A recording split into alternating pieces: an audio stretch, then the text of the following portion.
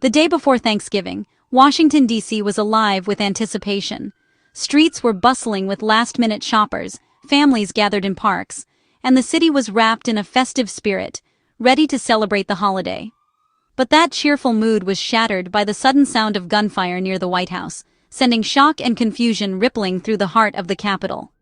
At 2:15 p.m., in the busy expanse of Farragut Square, an assailant targeted two National Guard soldiers on routine patrol, catching them completely off guard. The area, usually filled with office workers, tourists, and families enjoying the afternoon, instantly erupted into chaos. People screamed and ran for cover, ducking behind benches and cars as panic swept through the square. The attacker moved quickly and deliberately, approaching the soldiers and opening fire without warning. In a matter of seconds, both soldiers were struck in a calculated and chilling assault.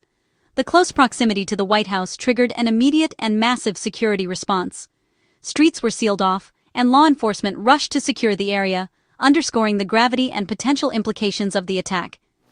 Other National Guard members and police responded within moments, engaging the suspect in a tense exchange of gunfire before finally subduing and apprehending him on the scene. Emergency teams rushed in, working desperately to stabilize the gravely wounded soldiers. The square, once a place of celebration, was now the center of a major federal investigation and a scene of heartbreak. The attack sent shockwaves through the Capitol, serving as a stark reminder of the dangers faced by those in uniform, even in the heart of their own city, and even on the eve of a national holiday. As the city reeled from the violence, residents gathered outside hospitals and watched news coverage, anxiously awaiting updates and hoping for the recovery of the wounded soldiers. The victims were Specialist Sarah Beckstrom, 20, and Staff Sergeant Andrew Wolf, 24, both from West Virginia's National Guard. Beckstrom, described as bright and committed, had volunteered to serve in D.C. over the holiday, reflecting her dedication. Wolf, a more seasoned member, had joined the Guard in 2019. Their mission, to provide a visible security presence in the Capitol, supporting law enforcement. They were attacked not in a war zone, but on an American street, while protecting their community. Both were rushed to the hospital in critical condition. Beckstrom's injuries were deemed likely fatal, devastating her family and community. Their deployment was part of a controversial federal initiative to address crime in D.C., making them the human face of a national policy. Their sacrifice has brought the cost of such deployments into sharp, tragic focus. Across the country, communities mourned two young Americans whose service ended in violence far from home. The attack unfolded in seconds, but for witnesses, it felt endless. Office workers and tourists described hearing loud pops, then seeing people scatter in panic. One paralegal saw a soldier on the ground and a gunman standing over him, a sight she'll never forget. A tourist recalled chaos.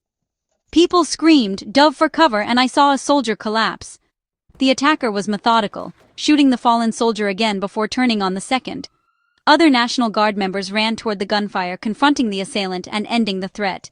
Their bravery was praised by witnesses, who saw soldiers risking their lives to protect others. The square, once lively, was left scarred, personal belongings abandoned in the rush to escape. Sirens replaced city sounds as law enforcement and medics flooded the scene.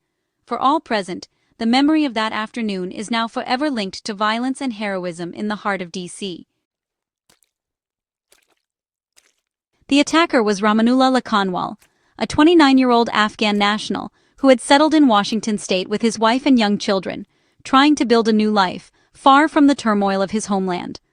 He arrived in the United States in 2021 as part of Operation Allies Welcome, a program designed to help Afghans who had assisted U.S. forces.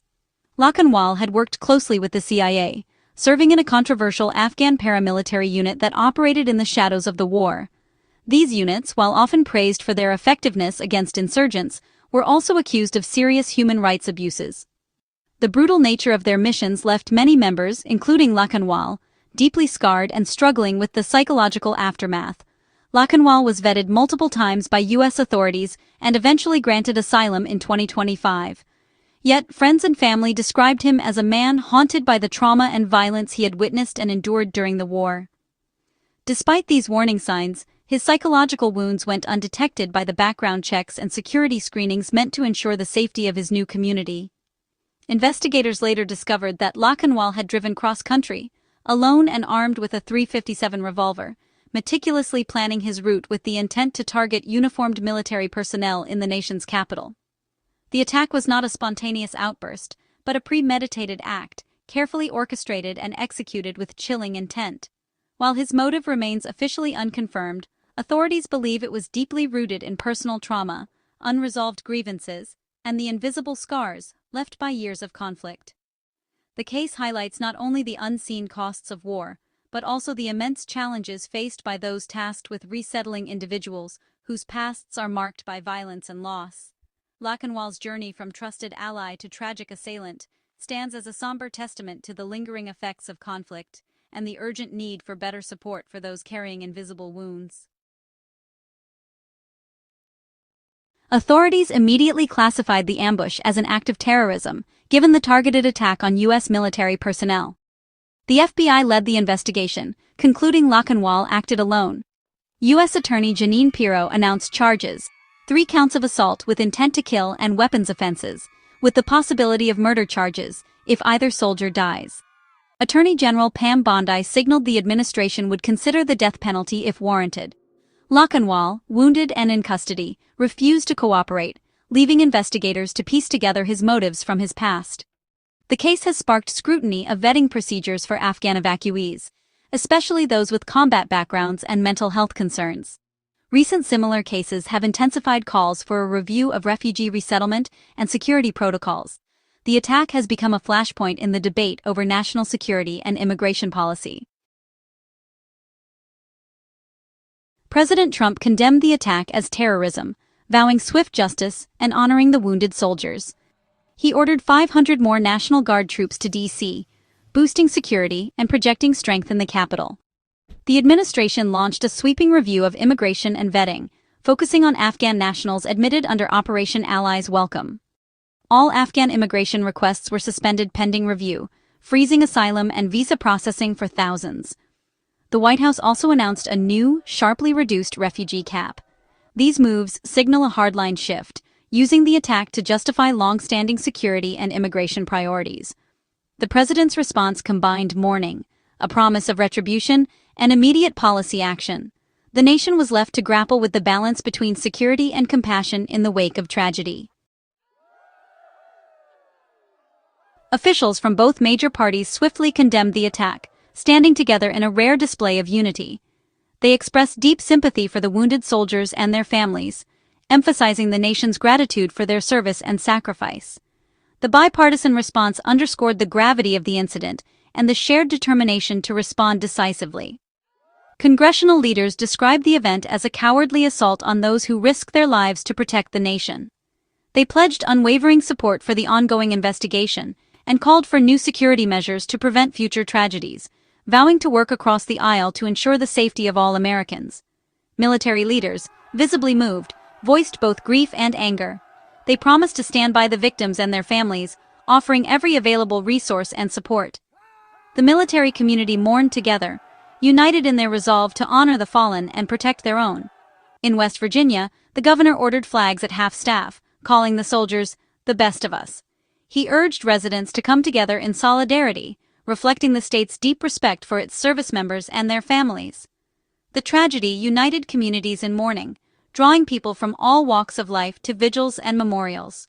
Grief was shared, but so too was a sense of resolve, as citizens called for meaningful action to prevent such violence in the future.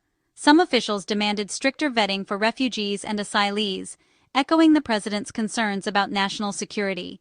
They argued that stronger screening processes are necessary to protect the country from future threats. Others, however, highlighted the urgent need for better mental health support for both veterans and refugees traumatized by war. They stressed that addressing trauma and providing resources could help prevent future tragedies and foster healing. U.S. Attorney Pirro declared, "This was an attack on our country and those who swear to protect us. Justice will be served." Law enforcement agencies promised a thorough investigation and swift accountability. The attack has become a rallying point for both security reforms and renewed debate over America's responsibilities. Protests and public forums have sparked passionate discussions about the balance between safety and compassion. As the nation grieves, it faces hard questions about how to prevent such tragedies while upholding its core values of freedom, justice, and compassion for those in need. The Thanksgiving shooting left Washington, D.C. anxious and subdued, its sense of security shaken. Increased patrols brought both reassurance and a constant reminder of the violence. The attack reignited fierce debate over immigration, security, and the legacy of the Afghan war. For some, it confirmed fears about refugee resettlement. For others, it exposed failures to address trauma among those America pledged to protect. The Afghan-American community mourned the attack while fearing backlash and stigmatization.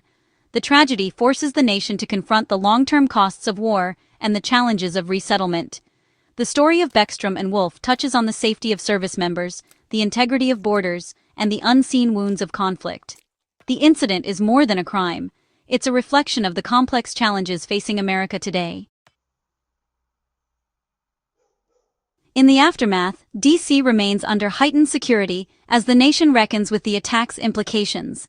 The legal case against Lakanwal will keep the tragedy in the spotlight, fueling debate over terrorism, justice, and immigration. The administration's suspension of Afghan immigration and drastic refugee cap mark a major policy shift, likely to face legal and moral challenges. The debate now centers on balancing security with compassion and American ideals. For the families of Beckstrom and Wolf, grief and uncertainty overshadow everything, their loss now a symbol in a national conflict. Their communities rally in support, but the pain is profound and lasting. The shooting forces the U.S. to confront the enduring wounds of war and the responsibilities it bears to both veterans and allies. As the story unfolds, it stands as a somber lesson. The consequences of distant conflicts can arrive at home, demanding vigilance, empathy, and resolve.